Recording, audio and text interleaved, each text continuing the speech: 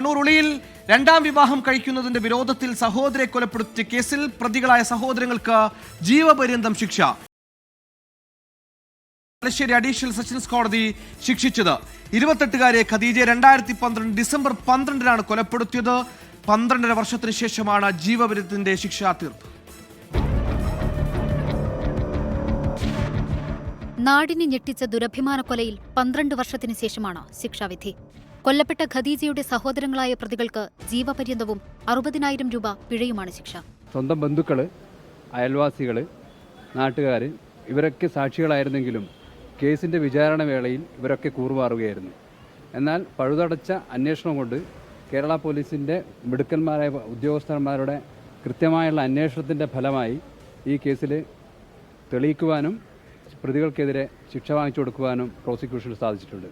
കോഴിക്കോട് കോടമ്പുഴ സ്വദേശി ഷാഹുൽ ഹമീദിനെ രണ്ടാം വിവാഹം കഴിക്കാൻ ഖദീജ തീരുമാനിച്ചിരുന്നു.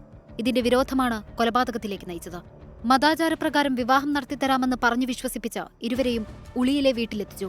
തുടർന്ന് ഖദീജയെ കുത്തിക്കൊലപ്പെടുത്തുകയായിരുന്നു. സുഹൃത്തിനെ കുത്തിപ്പരിക്കേൽപ്പിക്കുകയും ചെയ്തു. എന്നാൽ വിചാരണവേളയിൽ ഷാഹുൽ ഹമീദ് ഉൾപ്പെടെ പ്രധാന സാക്ഷികളെല്ലാം കൂറുമാറി. പരുക്കേറ്റ് ആശുപത്രിയിൽ കൊണ്ടുപോകുന്നതിനിടെ ഷാഹുൽ ആക്രമണ വിവരം സമീപത്തെ ഒരു ഹോംഗാർഡിനോട് പറഞ്ഞിരുന്നു. ഈ ഹോംഗാർഡിന്റെ മൊഴിയാണ് കേസിൽ നിർണായകമായത്. 24 കണ്ണൂർ.